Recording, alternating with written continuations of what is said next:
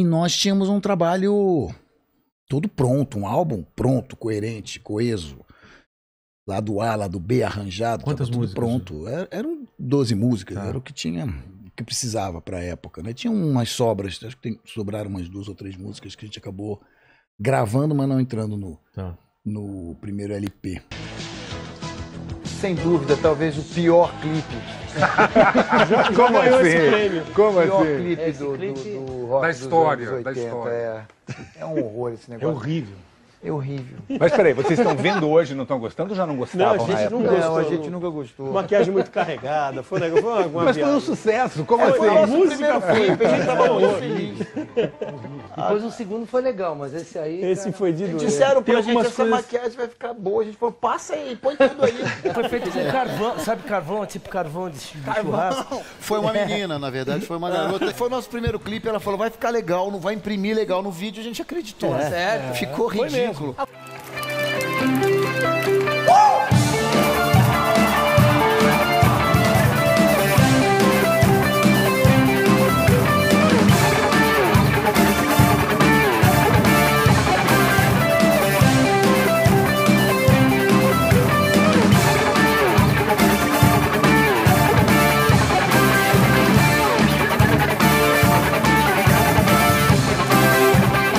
Na virada do século, alvorada voraz, nos aguardam exércitos que nos guardam da paz. Que paz.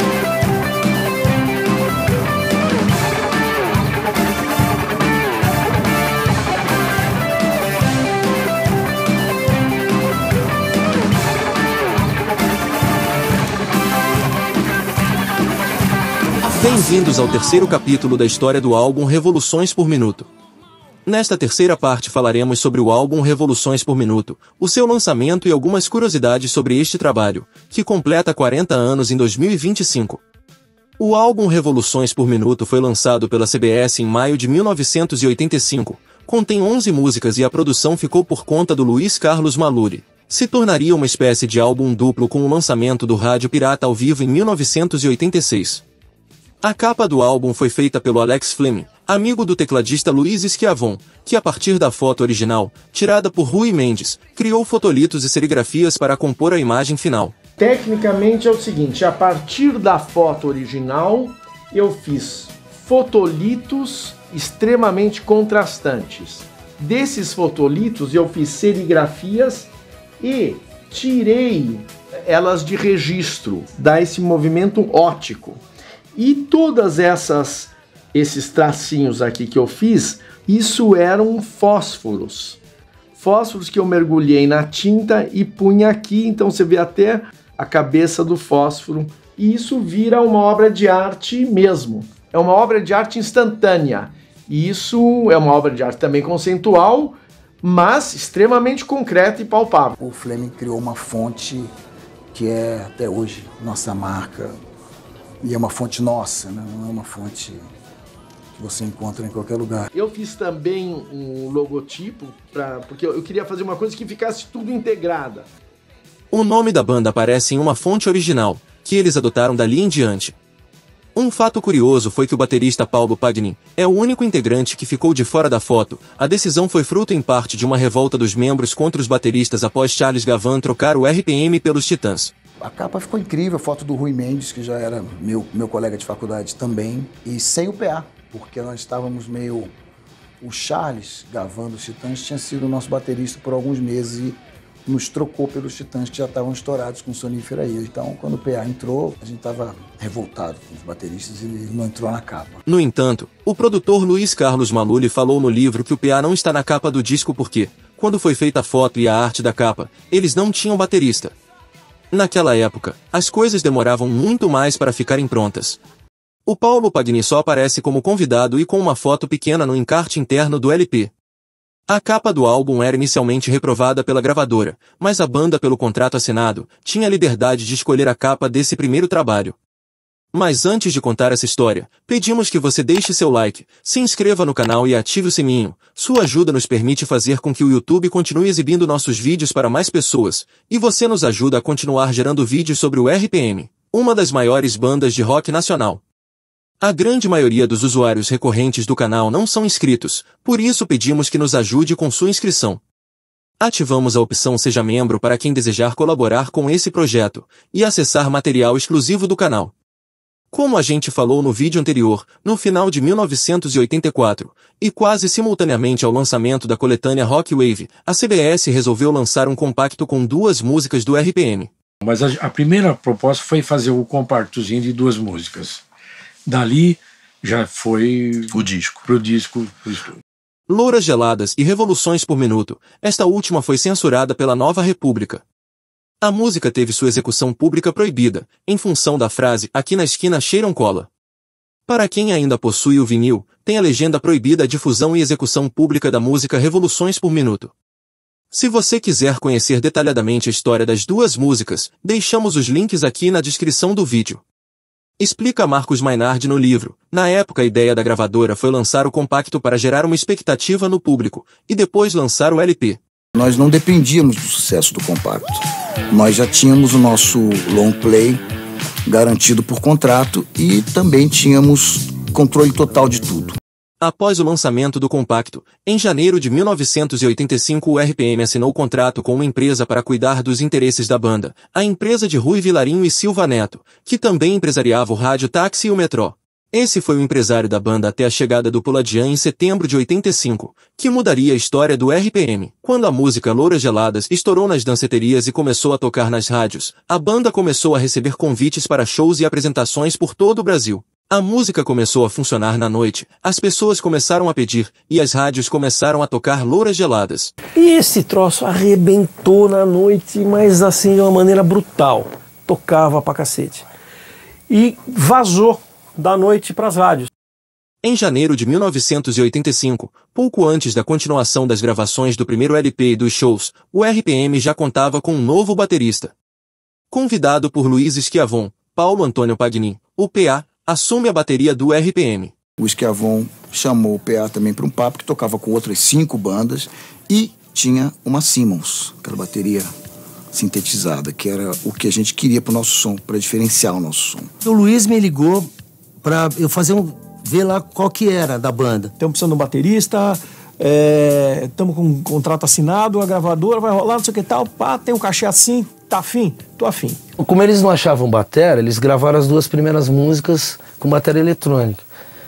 Eles me mostraram as músicas e me deixaram livre também um pouco para criar em cima do que já tinha, né?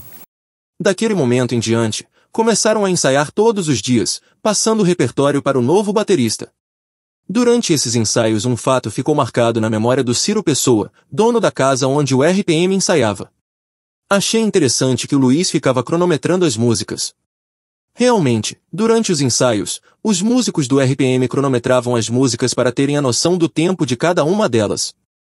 Achavam que para tocar nas rádios não poderiam compor uma música com mais de 3 minutos ou com menos de 2.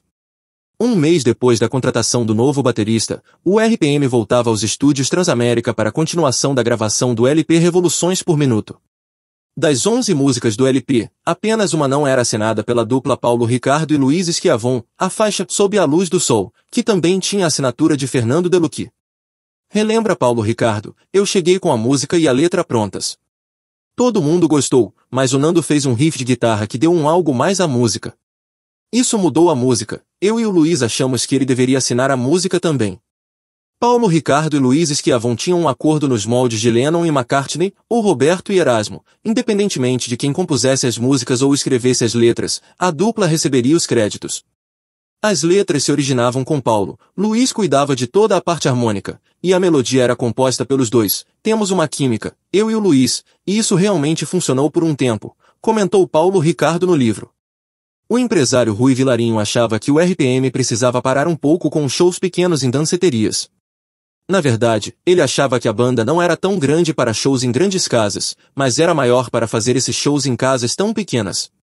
O empresário havia dito aos meninos que eles já eram famosos, estavam contratados por uma gravadora, tinham um sucesso nas paradas tocando nas rádios, e deveriam se preparar para grandes shows. No dia 3 de maio de 1985 o RPM fez um show no Noites Cariocas. Foi o primeiro show do Paulo Pagnin na bateria da banda. Nesse dia caiu uma verdadeira tempestade que desabou sobre o Rio de Janeiro. Dentre as pessoas que tiveram coragem de subir o Morro da Urca para assistir ao RPM, somente 16 eram pagantes, os demais eram os chamados formadores de opinião, jornalistas, radialistas, diretores de gravadoras, entre eles Ezequiel Neves, Tomás Munhoz, Marcos Maynard, além de músicos, como Cazuza e Ney Matogrosso. Estava presente também uma TV francesa, gravando um especial sobre o rock brasileiro chamado Les Infantes do Rock, sobre as bandas do underground. O nosso primeiro show oficial, como uma banda profissional, com disco lançado e tudo mais, foi no Morro da Urca, no Noites Cariocas, em março de 85. Cara, caiu um toró que, assim, era inacreditável. Meu, na rua você via passar caixote boiando, assim. De frente pro morro você não enxergava o morro. Foram exatos 16 pagantes. Tinham mais convidados que pagantes, só que entre esses convidados estava Ezequiel Neves, enfim, gente de gravadora, gente de rádio, de televisão e uma TV francesa, Antenne 2, que estava fazendo um especial sobre essa cena do rock, do novo rock brasileiro. Mas a política, por exemplo, a política pode intervenir no rock? Essa música que vocês estavam gravando, ela está censurada, por exemplo. Essa música não pode ser tocada nem em rádio, nem em televisão. Por quê? Porque foi censurada, problema de letra. A letra dela trata de pontos ainda sensíveis dentro dessa fase de meio fim de ditadura que a gente está, né? Quando eu cheguei na França e que eu passei a emissão na televisão francesa, eu recebi muitas cartas, dezenas de cartas de telespectadores franceses que queriam saber o que é esse grupo, eu posso achar disco numa loja na França e tudo. Então, se eles conseguirem guardar essa cabeça fria, realmente eu acho que eles têm uma carreira internacional que se pode comparar até com os Beatles. Canto em cima do caboclo, caiu o santo do pau. Foge frias, foge quentias. Não poderia ter maior contraste. Um temporal sem fim, ninguém na plateia, uma TV francesa gravando tudo e vários formadores de opinião. Quando achamos que estava tudo dando errado, acabou dando tudo certo, lembra Paulo Ricardo no livro. E a impressão foi muito boa, né? Um entrosamento grande, um uso de guitarra, letras muito boas, né? Enquanto esperava o lançamento do LP, a banda iniciou uma peregrinação por todos os programas de auditório que se tem notícia na TV brasileira. O primeiro programa em que o RPM se apresentou foi na TV Bandeirantes de São Paulo, no programa do Bolinha, do conhecido Edson Cury, no dia 26 de janeiro de 1985. No mês de maio de 1985, foi lançado o tão esperado LP Revoluções por Minuto. Por contrato, o RPM tinha liberdade na execução e produção de tudo que se relacionasse com o disco, a capa também foi uma opção da banda. Tomás Munhoz não gostou da capa apresentada. Achava que venderia menos em função da foto escolhida. O Munhoz ficou muito puto, botou o dedo na minha cara e disse que se não vendesse nada a culpa seria minha, relembra Luiz Schiavon no livro. Nós meio que impusemos a capa do Alex Fleming contra a vontade da gravadora. A gravadora queria explorar esse lado boy band, os garotos bonitinhos na capa. E a gente fez uma capa meio soturna. O principal pra gente foi a sensação de ter absoluta liberdade para fazer o que a gente queria. E a gente fez um álbum sem nenhuma concessão para tocar em rádio, para ser sucesso. A gente fez o que... Tanto que a gente achava que não ia vender nada. Tempos depois, já com todo o sucesso do disco, Luiz Schiavon encontrou Munhoz num jantar em Nova York, e voltaram a falar da capa do primeiro disco. Eu disse a ele, tá vendo, o disco vendeu 500 mil cópias com aquela capa. A resposta foi imediata, se fosse a que eu queria, teria vendido 2 milhões, teria dito o diretor da gravadora. Segundo Marcos Maynard, a expectativa da gravadora para as vendas de Revoluções por Minuto era de 50 mil cópias, que já pagariam os custos de produção e ainda seria um grande negócio. Vendeu 10 vezes mais. O show de lançamento foi na Pool Music Hall, em São Paulo. Coincidentemente, foi um dos últimos shows da Casa Noturna, que fecharia as portas pouco tempo depois. O disco ultrapassaria 1 milhão de cópias tempo depois, e continua vendendo até hoje. É o segundo álbum mais vendido da história da banda, depois do Rádio Pirata ao vivo. Já Mari França, na época colunista do Jornal do Brasil, comenta o surgimento do RPM. Eles surgiram com um roquinho chiclete, a faixa Louras Geladas não dava ideia do que viria a seguir.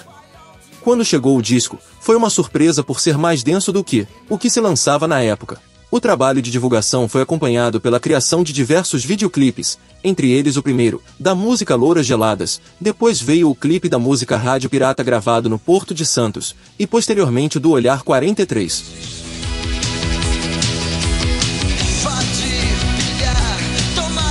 Por incrível que pareça, uma das músicas de trabalho que dá nome ao álbum, a faixa Revoluções por Minuto, não teve seu videoclipe.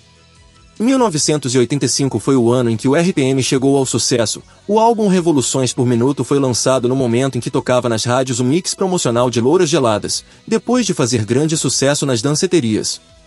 Já estava entre os mais solicitados em todas as rádios do país. Outra das curiosidades deste álbum são os diversos compactos promocionais que foram feitos para serem entregues nas rádios de todo o país, conforme aparecem nas imagens. Mas de todas as edições deste LP, a que mais nos chamou a atenção é uma versão lançada em 1985 com 4 músicas. É uma edição que foi produzida na Bolívia, onde o nome da banda e as músicas aparecem em espanhol. O álbum Revoluções por Minuto foi lançado em LP e cassete, e anos depois sua edição digital seria lançada em CD. Uma das músicas mais marcantes do mais novo LP foi Olhar 43, com suas frases sem refrão, que depois seria um dos maiores sucessos da história da banda. Mas falaremos sobre cada uma das músicas que compõem este trabalho no próximo vídeo, deste especial sobre o álbum. Se você gostou do vídeo, pedimos que deixe seu like, seus comentários, se inscreva no canal e ative o sininho para não perder os próximos vídeos. Agora a resenha continua nos comentários. Quando você ouviu esse trabalho pela primeira vez? Hoje, em que formato você tem esse álbum? Em LP, cassete ou CD?